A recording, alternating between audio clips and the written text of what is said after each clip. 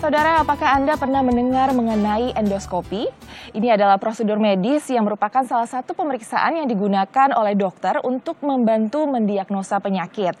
Biasanya digunakan untuk pemeriksaan saluran pencernaan dengan memasukkan sebuah tabung fleksibel yang dilengkapi dengan kamera untuk melihat kondisi di dalam organ tubuh sehingga dapat mengobatinya dengan tepat. Lantas bagaimana prosedur endoskopi dalam menangani gangguan kesehatan pada saluran pencernaan? Kami akan bahas selengkapnya selama 30 menit ke depan bersama saya Jen Girsang di Bincang Sehat. Dan hari ini sudah hadir narasumber spesial saya akan langsung menyapa dokter spesialis penyakit dalam konsultan gastroenterohepatologi, Profesor Dr. Murdani Abdullah. Selamat datang, Prof. Dan juga sudah hadir Chief Operating Officer Eka Hospital Group, Dr. Gigi Rina Setiawati. Apa kabar, Prof dan dokter? Baik, alhamdulillah. Sehat ya. Terima kasih, Bu Cin. Terima kasih sudah hadir pada hari ini. Saya langsung ngobrol-ngobrol ke Prof dulu terlebih dahulu ya, Prof. Sebenarnya, Prof, apa saja sih sakit penyakit yang berhubungan dengan saluran pencernaan? Terima kasih, Bu Cin. Saya kira ini poin yang penting. Bu Cin menyebutkan sakit dan penyakit, dan ini suatu hal yang berbeda.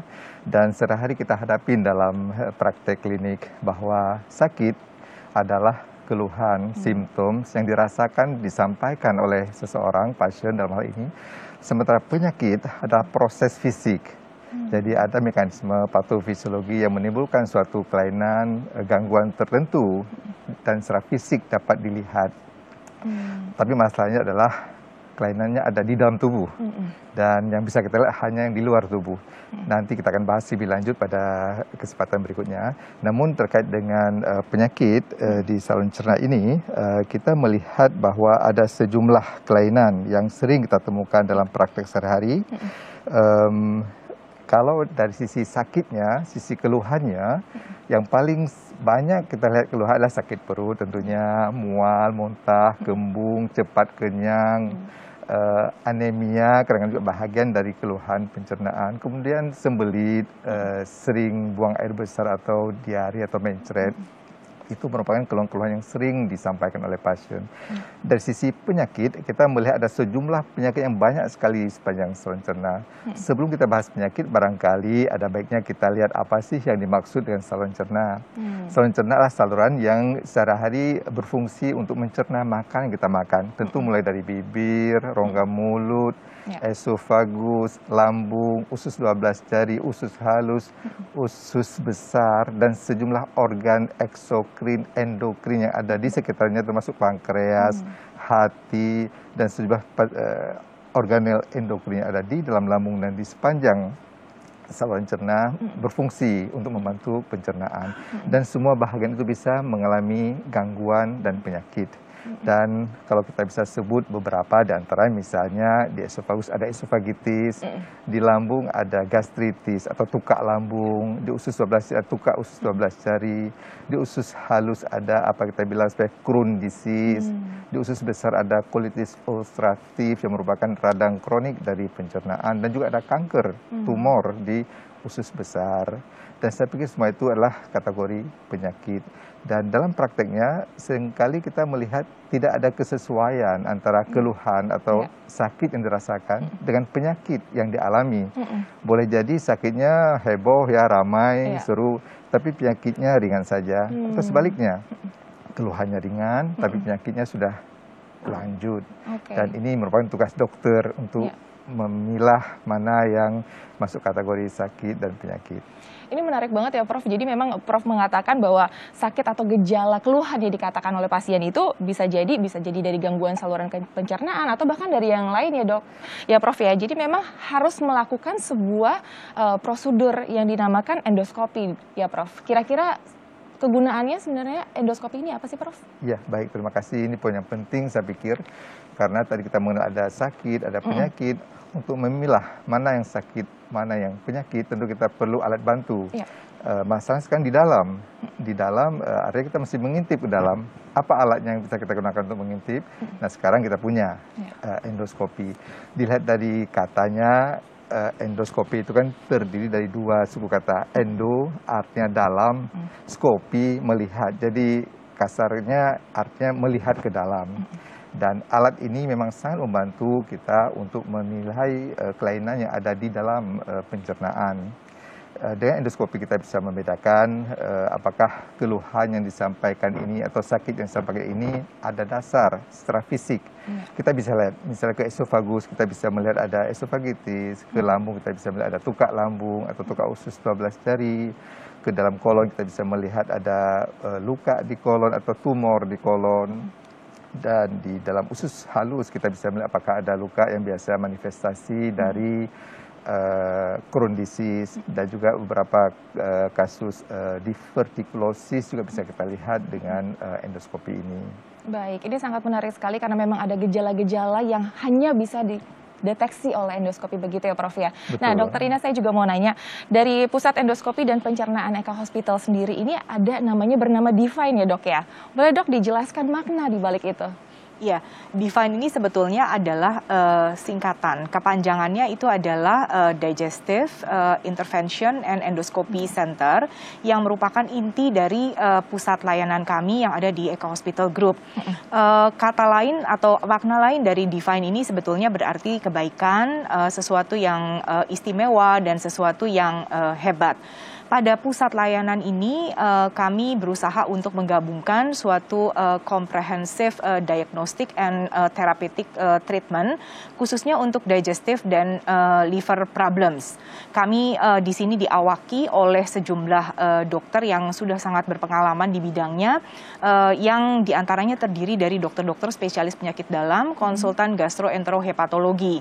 Dan ini semua kami dipimpin oleh seorang yang sudah sangat terkenal dalam bidang gastroenterohepatologi, yang tidak lain adalah Profesor Dr. Murdani Abdullah, spesialis penyakit dalam, konsultan gastroenterohepatologi. Dan bersama kami juga ada nurse atau para perawat yang memang sudah terlatih di bidangnya. Kami juga diberikan sarana atau kelengkapan berupa state of the art medical equipment untuk melakukan diagnostik dan juga therapeutic treatment pada penyakit saluran pencernaan maupun liver. Di sini kami memiliki tujuan pelayanan kami adalah untuk memberikan pelayanan yang sifatnya adalah specialized, personalized, cost effective, juga mengutamakan quality of care. Dan kami di sini ingin bisa menjadi suatu pusat rujukan untuk kompleks clinical case, terutama untuk yang berkaitan dengan saluran pencernaan dan liver. Baik, Dokter Ina, banyak masyarakat yang juga ingin tahu nih sebenarnya di mana saja nih pusat endoskopi dan kesehatan pencernaan ini dapat ditemukan. Untuk lingkungan Eka Hospital Group, saat ini pusat atau layanan ini dapat ditemukan di seluruh hospital unit yang ada di dalam Eka Hospital Group, baik yang ada di BSD Tangerang, di Pekanbaru, di Cibubur, dan di Bekasi. Baik, jadi silakan langsung ke lokasi-lokasi terdekat begitu ya Dok ya. Betul. Tapi sebenarnya banyak masyarakat yang juga pengen nanya nih ke Dokter Ina juga, sebenarnya kapan diperlukan sebenarnya endoskopi sih Dok? Ya, ada beberapa indikasi atau kapan sih seseorang itu harus melakukan tindakan atau endoskopi. Yang pertama itu adalah bila dianggap sebagai suatu rutin atau kegiatan yang memang reguler untuk kita bisa melakukan early detection dari beberapa keadaan. Misalnya ada polip, apakah itu ada nodul, atau ada suatu kelainan pada dinding saluran pencernaan. Ini juga dapat diperkuat apabila ada riwayat dalam keluarga, misalnya ada histori dari keluarganya, ada CA kolon dan sebagainya, kemudian ada suatu gejala penyakit yang sifatnya sudah kronis, atau pada pasien yang sudah berusia di atas 50 tahun ke atas, itu sebaiknya melakukan pemeriksaan rutin untuk endoskopi ini.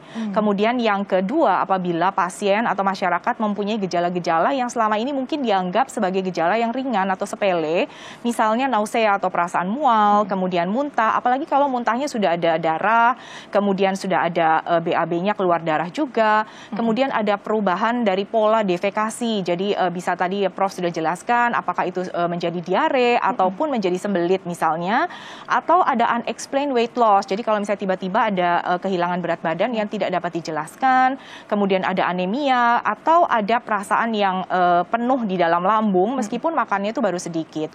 Dan yang ketiga, apabila memang dokter mengindikasikan atau memberikan saran untuk dilakukan special procedures, misalnya ada biopsi yang harus dilakukan di dalam saluran pencernaan. Ini sangat menarik, saya masih banyak pertanyaan juga ke Prof, termasuk bagaimana sih sebenarnya prosedur endoskopi ini. Tapi kita harus jeda dulu ya Prof dan Dokter. Saudara jangan kemana-mana, tetap di Bincang Sehat.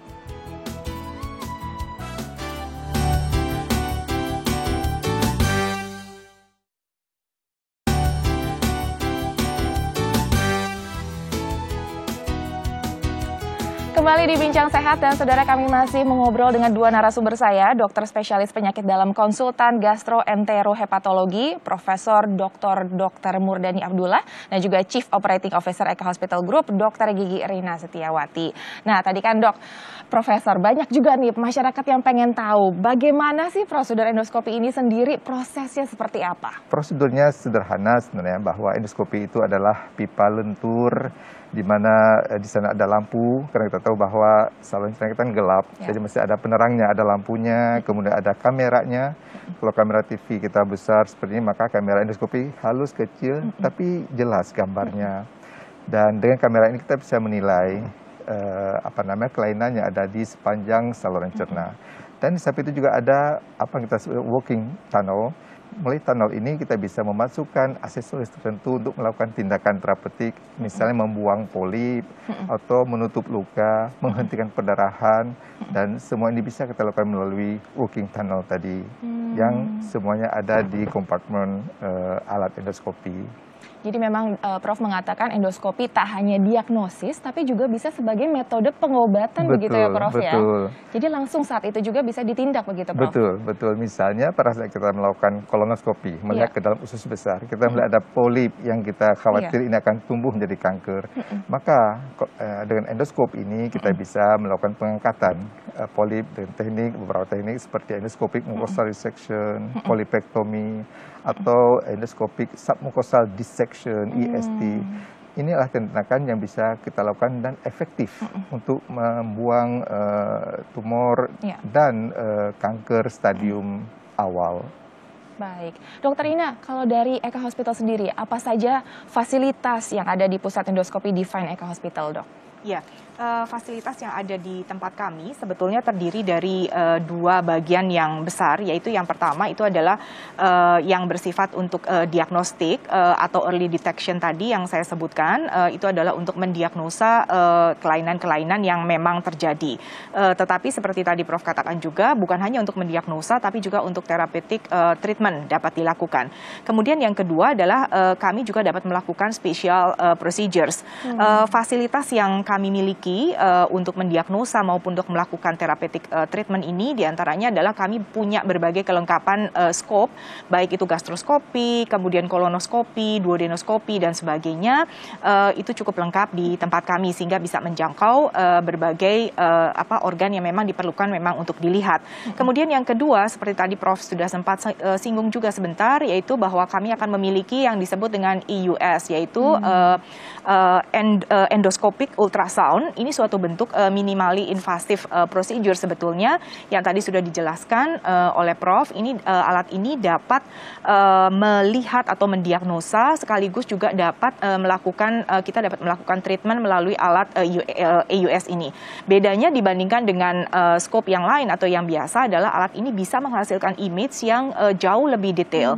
Dan alat ini memang tidak tersedia di banyak tempat di rumah sakit, artinya hanya beberapa rumah sakit yang merupakan center-center saja yang memiliki alat ini.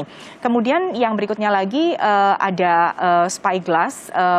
Spyglass ini dipergunakan untuk tindakan-tindakan untuk melihat misalnya saluran empedu yang memang sulit dan kecil sekali sehingga sulit untuk dijangkau. Kami juga akan memiliki fibroscan, yaitu suatu alat yang digunakan untuk melihat fungsi dari liver atau liver stiffness-nya. Kemudian ada juga argon plasma coagulation. Ini adalah suatu alat atau modalitas yang digunakan terutama untuk saluran pencernaan, terutama untuk pasien-pasien radiasi yang memang saluran pencernaannya kemudian terganggu. Untuk special procedure sendiri, kami memiliki beberapa metode seperti yang sudah cukup umum, meskipun tidak semua rumah sakit itu bisa melakukan, itu adalah yang disebut dengan ERCP, yaitu suatu tindakan yang dilakukan untuk melakukan sebenarnya diagnosa, tapi juga bisa sekaligus sebagai treatment. Kemudian yang kedua itu adalah wireless kapsul endoskopi. Ini alat ini sangat sangat simple. Kalau tadi Prof menjelaskan bahwa dengan endoskopi ada suatu tabung yang panjang yang lentur yang dimasukkan ke dalam saluran pencernaan, dan ini membutuhkan waktu di mana pasiennya harus ada menyediakan waktu tertentu ya, jadi sekitar 2-3 jam untuk berhenti dari aktivitasnya dan menjalani pemeriksaan atau prosedur ini. Tetapi dengan wireless kapsul endoskopi ini yang bentuknya sangat kecil, itu sebesar kapsul, di dalamnya terdapat kamera yang sangat sensitif, dan kemudian kapsul itu ditelan oleh pasien. Kemudian pasiennya setelah menelan itu dia dapat beraktivitas seperti biasa, 7-8 jam kemudian dia harus kembali kepada dokter untuk dilakukan evaluasi. Dan dalam waktu 5-7 hari, kapsul ini nanti akan dikeluarkan dengan sendirinya dari tubuh. Image yang dihasilkan oleh kapsul ini sangat baik karena kapsul ini akan mengikuti jalannya saluran pencernaan, dan image yang ditangkap yang jumlahnya ribuan itu nanti akan ditransmisikan ke dalam suatu receiver atau recorder yang ada di luar tubuh pasien. Dengan metode wireless kapsul endoskopi ini, pasiennya dapat tetap beraktivitas seperti biasa, dia dapat berjalan-jalan dengan bebas dan sebagainya, tapi nanti harus kembali ke dokter selama dalam jangka waktu 7-8 jam kemudian. Wow, ini Prof luar biasa canggih sekali ya. Tadi dikatakan dari zaman ke zaman ada inovasinya, dan sekarang juga ada wireless kapsul endoskopi ini. Jadi dari pengalaman Prof sendiri sebenarnya apa aja sih penyakit yang bisa ditangani dengan menggunakan endoskopi ini? Bahkan tadi Prof sempat menyebut kanker ya Prof? Betul, ya betul. Saya kira poin penting Bu Jin, bahwa tadi kita lihat bahwa endoskopi berperan untuk diagnosis, untuk mengetahui penyakit, sekaligus untuk mengatasinya. Apa yang kita sehari-hari lakukan untuk saluran cerna bagian atas yang sering ditemukan adalah kelainan-kelainan di esofagus dan di lambung. Esofagus biasanya bisa berupa radang, esofagitis, atau tumor esofagus yang menyumbat saluran makanan sehingga pasien nggak bisa makan, atau akalasia merupakan peningkatan tonus dari otot-otot pintu masuk ke lambung yang juga menghambat masuknya makanan. Dan di lambung yang sering ditemukan tukak lambung misalnya, baik dengan maupun tanpa perdarahan, ataupun tukak di usus 12 jari. Nah, untuk mengetahui adanya gangguan kelainan seperti ini, tentu endoskopi salah satu cara, dan sekaligus bila mana diperlukan tindakan, misalnya menghentikan perdarahan, endoskopi bisa melakukan tindakan penghentian perdarahan dengan beberapa teknik, dengan misalnya dengan penggunaan hemoklip gitu ya. Jadi ada beberapa tindakan endoskopi yang bisa kita gunakan untuk memperbaiki kelainan yang ditemukan. Semakin menarik, semakin banyak pengetahuan dan ilmu-ilmu baru yang saya juga dapatin untuk memulai screening dengan endoskopi ini. Tapi kita kembali harus jeda dulu, dan saudara jangan kemana-mana, tetap di Bincang Sehat.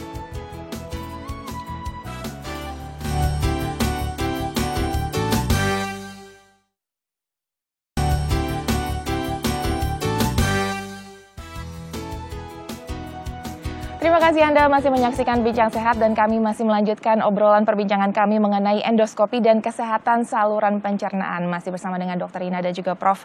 Prof, kita kembali melanjutkan, tadi sudah dikatakan bahwa memang banyak sekali teknologi dan inovasi, termasuk teknologi kapsul endoskopi ini Prof. Sebenarnya bagaimana yang ada di EKA dan pengalaman Profesor selama ini? Ya, menyambung apa yang disampaikan Bu Rina tadi, bahwa kapsul endoskopi merupakan salah satu solusi untuk melihat keadaan di usus halus khususnya. Karena sebagian dari lambung dan usus besar bisa dilihat dengan endoskopi konvensional.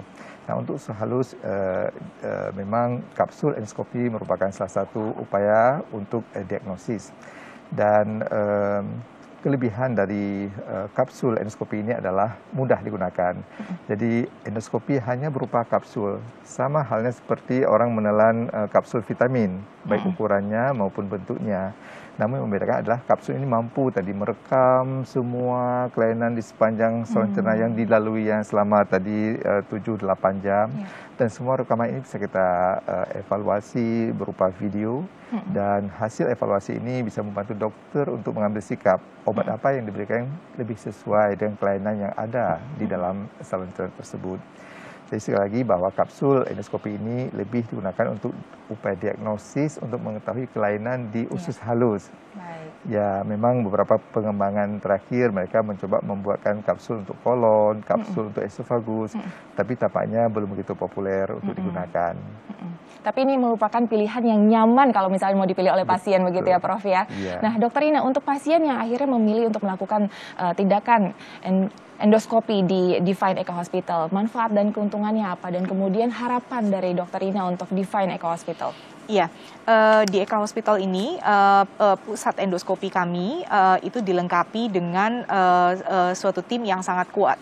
Kami memiliki strong leadership dari Prof Murdani yang menjadi leader kami di situ, dan kami juga digawangi atau diawaki oleh sejumlah dokter spesialis penyakit dalam, konsultan gastroenterohepatologi, dan juga kami bekerja secara multidisiplin di mana ada banyak disiplin ilmu lain yang terlibat dalam penanganan masalah digestif dan liver ini. Di antaranya adalah konsultan bedah digestif, kemudian spesialis patologi anatomi, spesialis radiologi, dan berbagai spesialisasi lainnya. Dan kami juga didukung dengan state of the art medical equipment yang merupakan teknologi terkini dalam bidang gastroenterologi dan juga liver disease. Baik, Prof, saya punya pertanyaan terakhir buat Prof, karena kan di sini juga pasti banyak masyarakat awam yang juga menonton, Prof. Ada nggak tips atau saran untuk para pasien dengan gangguan saluran pencernaan?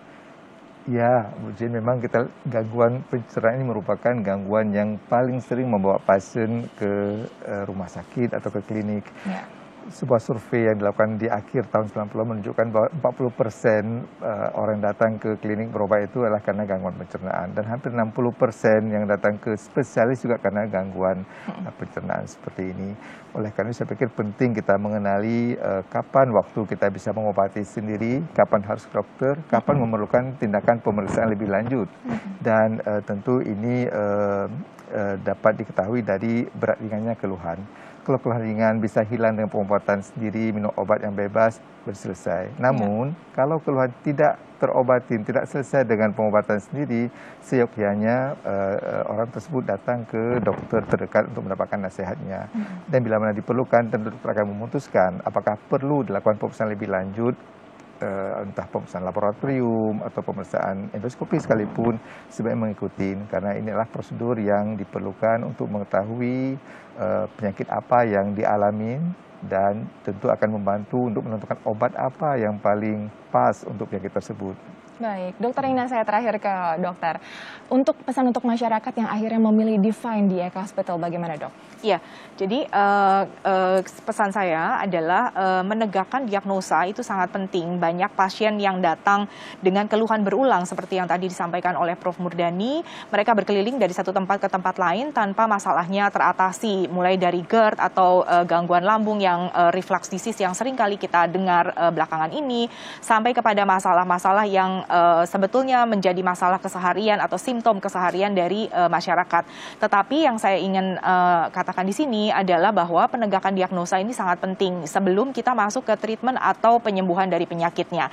Jadi datanglah ke center yang memiliki sarana diagnosa yang memang betul-betul terpercaya dan dapat menegakkan diagnosa Anda dengan tepat sebelum Anda melangkah untuk memasuki treatment selanjutnya. Setuju sekali. Terima kasih Dokter Ina, Prof atas waktunya. Sehat-sehat, nanti kita berjumpa lagi. Kita ngobrol-ngobrol lagi ya Prof dan Dokter. Baik saudara, tak terasa sudah 30 menit waktu perbincangan kita. Semoga informasi ini bermanfaat untuk kesehatan Anda dan juga keluarga. Saya juga ingin mengingatkan untuk tak lupa tetap patuhi protokol kesehatan dimanapun Anda berada. Saya Jen Girsang, pamit undur diri. Sampai jumpa.